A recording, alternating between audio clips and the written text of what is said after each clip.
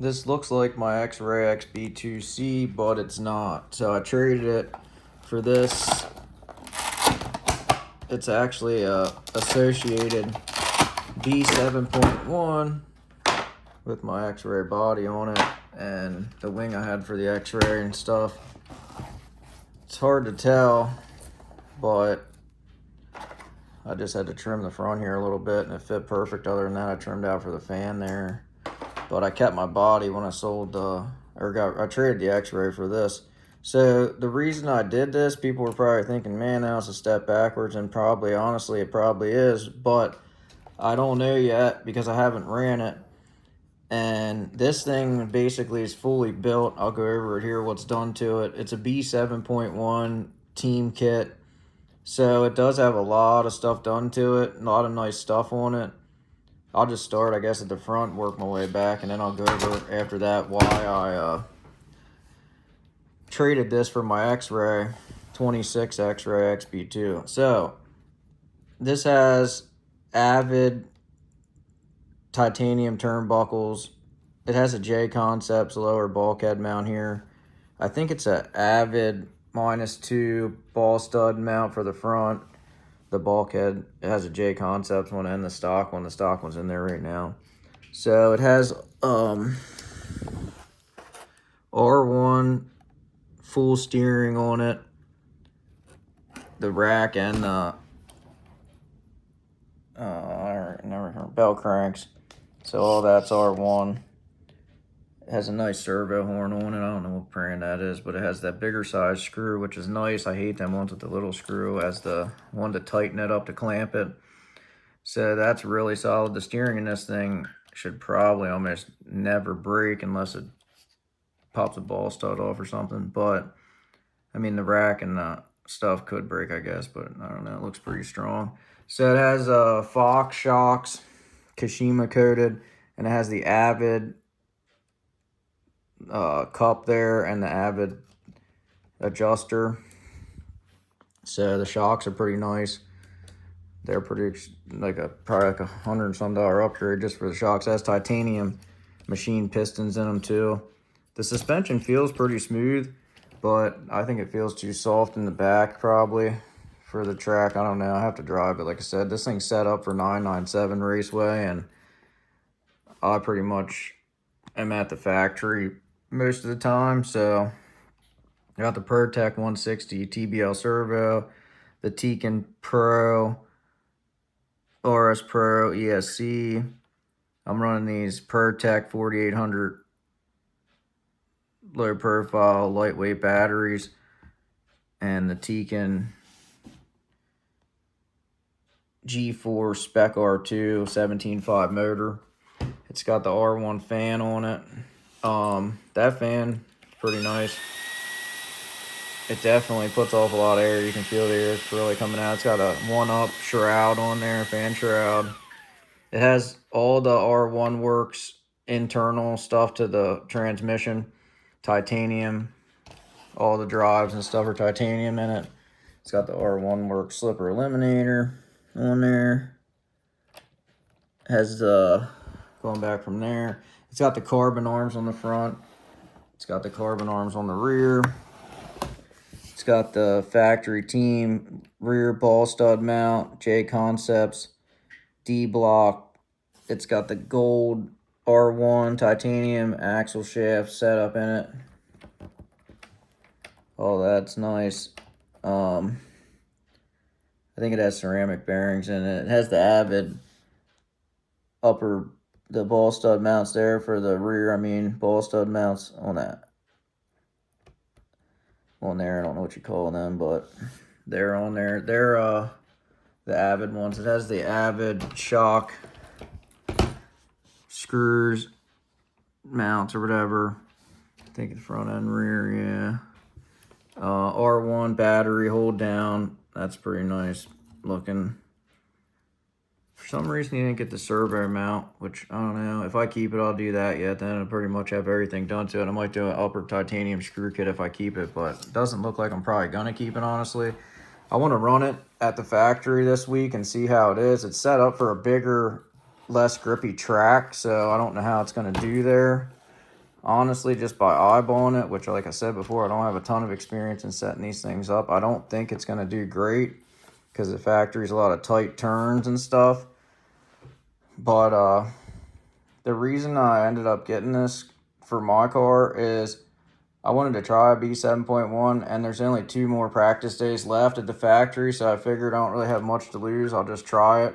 I bought it as a roller, or traded it as a roller, so I put my electronics in it, and if I sell it, I might end up just keeping my electronics anyway. But I wanted to see if I wanted to go with the 7.1 or if I wanted to go with an X-ray next year for the carpet season after this summer if I get back into it or whatever. So I figured this would be a good chance of getting a car that's pretty well set up.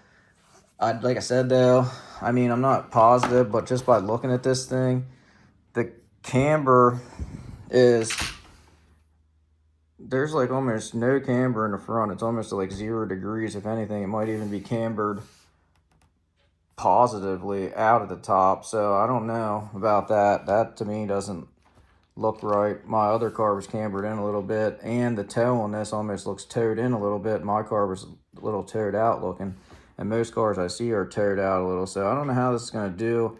The suspension,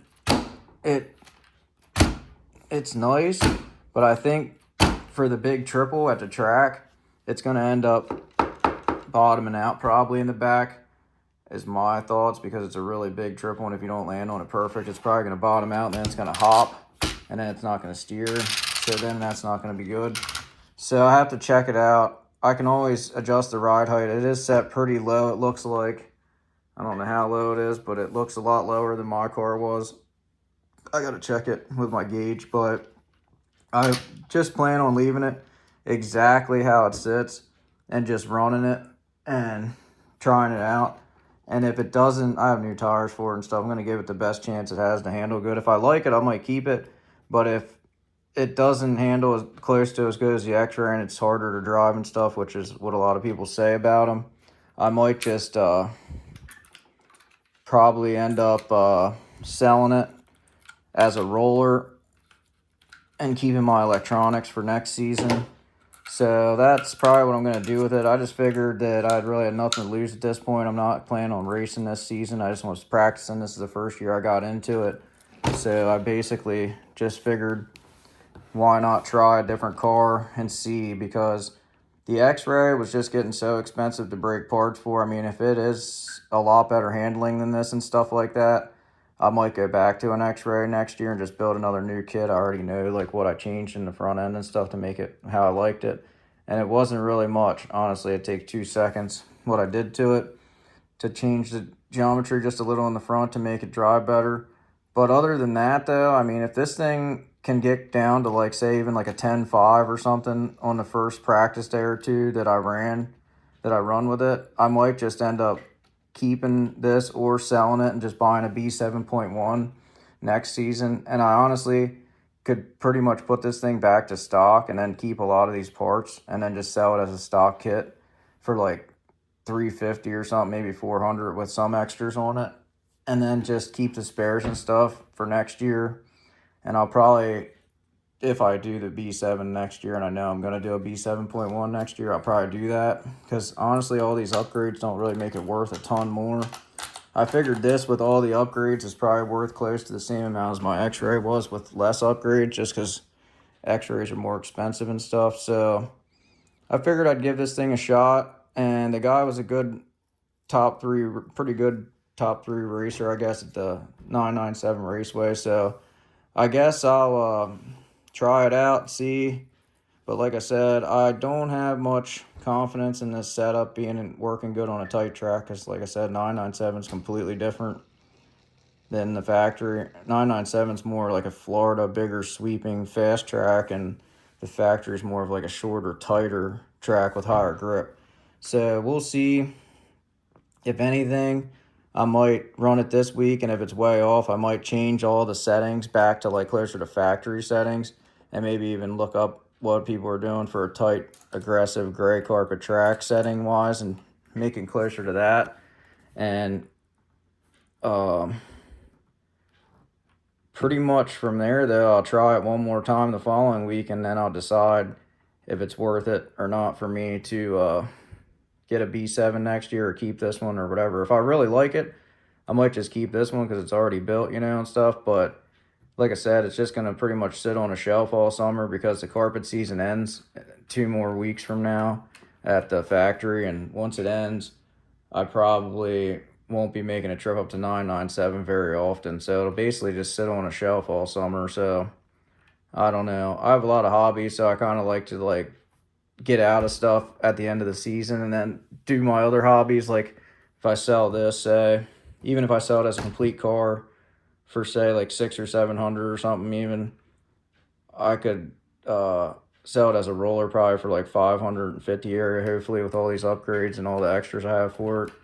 But say even 500 and 700, if that's 500 to 700, I could put towards Harleys this year, or put towards that first gen Tacoma I'm working on now that needs a motor, stuff like that this year that I can do during the summer. Because for me, money's sitting on a shelf.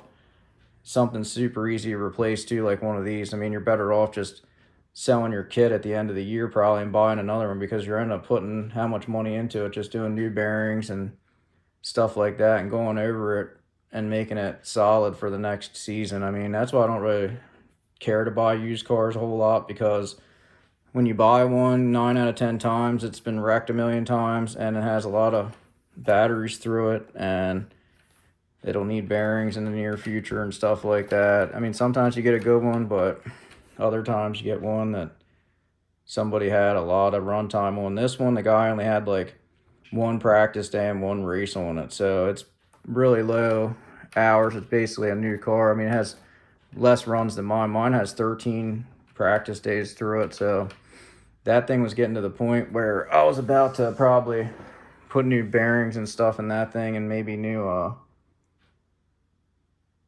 I was thinking, I forget what they're called, turnbuckle.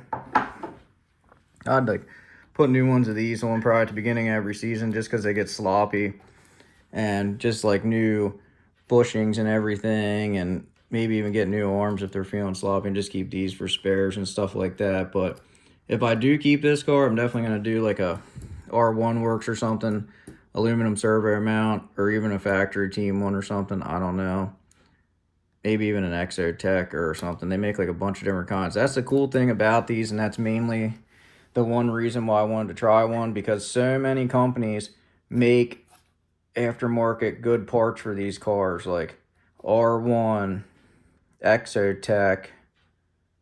They got the factory team parts, which is team associated upgrades, and you just have so many parts and companies that make stuff. One Up, all them people make good parts for this. All them places, I mean, make good parts for this car.